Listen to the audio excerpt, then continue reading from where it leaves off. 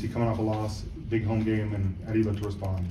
Yeah, it happened during the TCU game. My bump knees were one of the players, and so it's been pretty sore the last couple of days. But it's just something you got to play through. Everybody's dealing with some type of injury nowadays, and so you just got to play through it. Nobody cares if you're injured out there. If you're out there, you got to give it 110% for your teammates.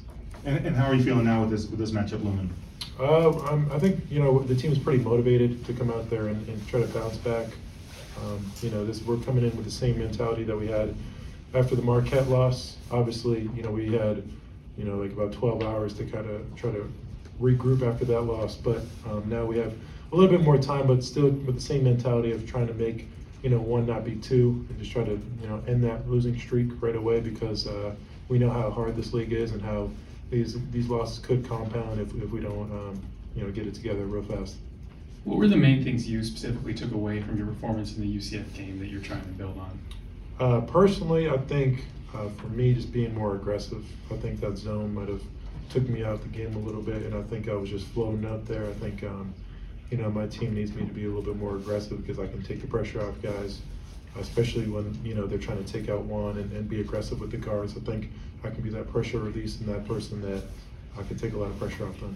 And Coach Salk said that even the first half of that game, when things were going well and you weren't really in foul trouble, you still felt like you were laboring a little bit. I mean, have you improved since then? Do you feel like you'll be restricted in some way for this next game? I mean, it does hurt a lot. I'm not gonna lie, but I feel like I'm pretty resilient. I'm definitely gonna play through it. I think what limited me the most was probably the fouls.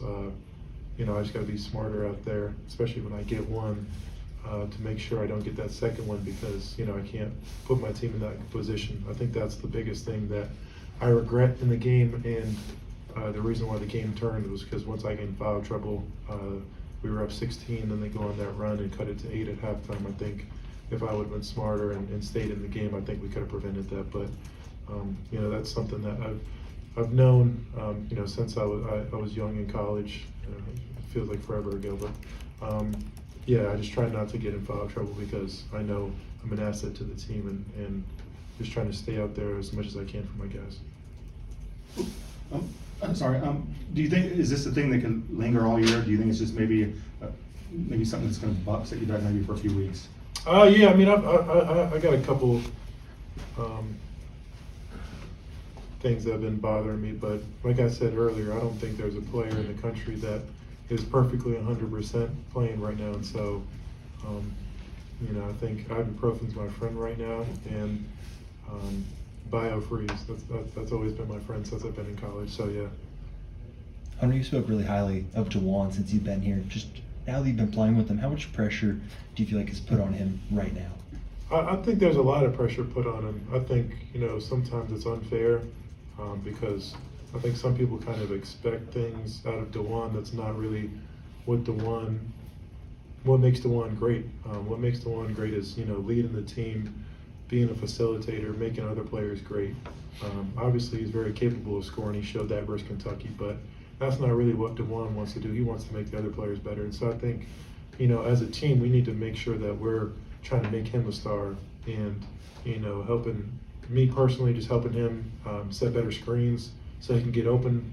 Other guys making shots that he's doing, or just making it easier for him to be able to see guys. I think that's what we need to do. I think a lot of it's unfair criticism of Juan. Juan's not going to be a guy who's going out there scoring 20 every game, but he's going to come out there and make the teammates better and make our team better. And I think that's what he's been doing, but the team needs to do a better job of helping him out.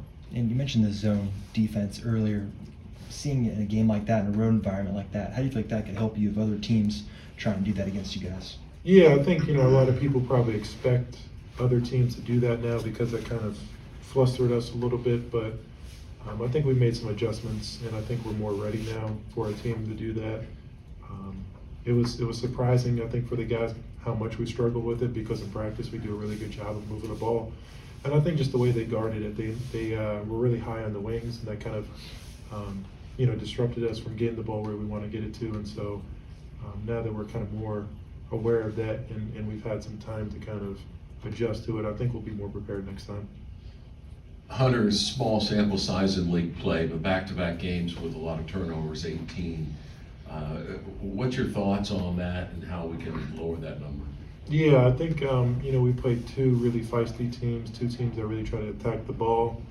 But, I think that's kind of being the theme now in the Big 12 that I've seen is, a lot of teams are really aggressive out there and trying to make it, an up and down game. And I think that's something that Coach always preaches is protecting the ball, taking care of the ball.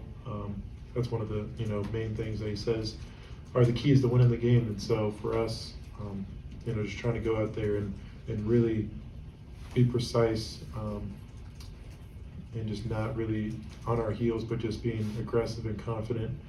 And then also just, making sure that we're making the right play and not trying to do too much. Thoughts on Oklahoma? Actually, the last time out of 100 meetings with these guys in Allen Fieldhouse, surprise team in the country. What do they look like to you? Yeah, they're a really good team. I think the thing that jumps out to me the most is, the coaching and the system that he has.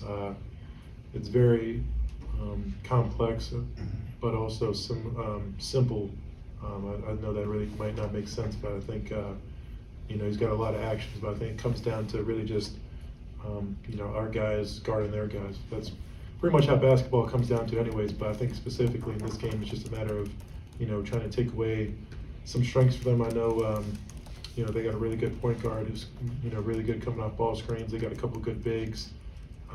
We're going to learn more about them as the day goes on, just continuing to dive into film. But I know they're really well coached, very aggressive with the scoring. They got some shooters, they got some good big men, and so I think it'll be a really good test for us. And if we were able to win the game tomorrow, it'll be a really good bounce back win for us. Got time for a couple more. Hey Hunter, I know you guys have a lot of veterans. Who would you say is the loudest or most vocal in terms of leadership on this team?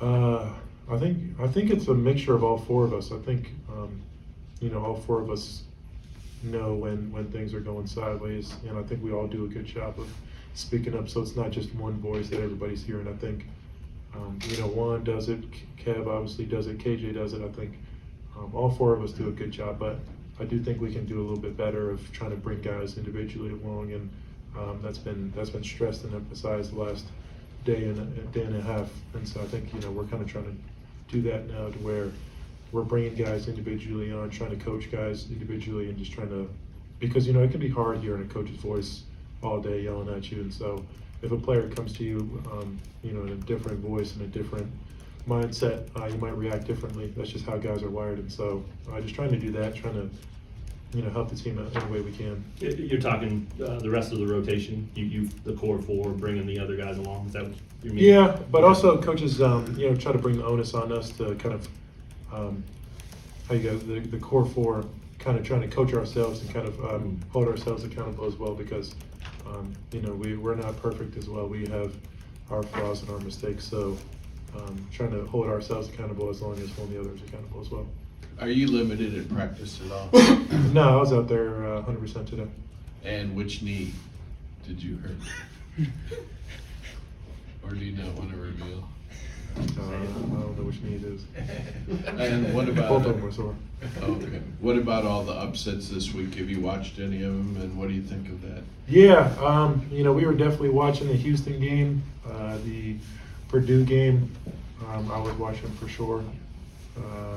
Both those games, it was pretty. We well, watching them, I was like, dang. Well, everybody's losing on the road.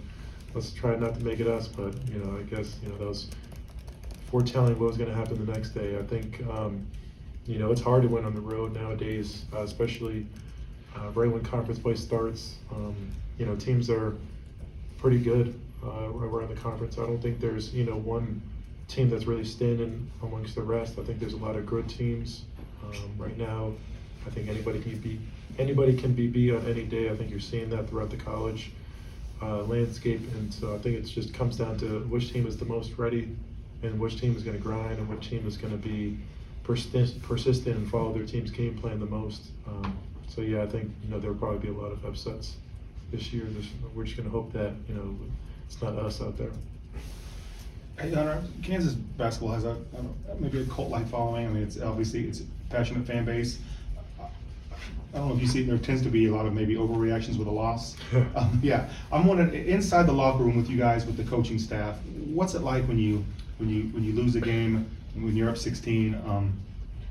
When you see the reaction outside, what's it for you guys? What's it like, knowing that you guys have a chance to bounce back and the world's not going to end tomorrow? Yeah, I think, for me personally, seeing people get upset with my play is not new to me. I think there's not really many things that can be said that would be new that I haven't heard yet about my game. It might be different for the younger guys and stuff like that, but I think anybody can understand how bad of a loss that was for us. I think for me personally, I don't know how the rest of the team feels. It wasn't more losing to UCF. Obviously they weren't picked to win the conference by a lot of people, but I think it was more of losing up 16 on the road.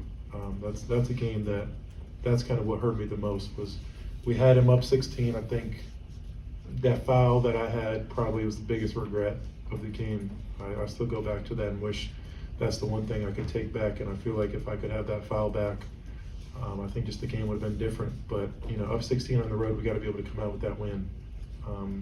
We got to be able to execute better. That's especially having a coach like Bill Self. We gotta follow that game plan a little bit more. We should never lose a game with him coaching us like that. And so, that kind of taught us a lot. But we know we dropped one that we shouldn't have, and that's gonna set us back a little bit. But we have an opportunity to play the rest of the teams, and I think that game, it can either be something that can really help us or really hurt us, and I think we're going to figure out tomorrow which one that is. All right, thanks, Hunter. Thanks, Hunter.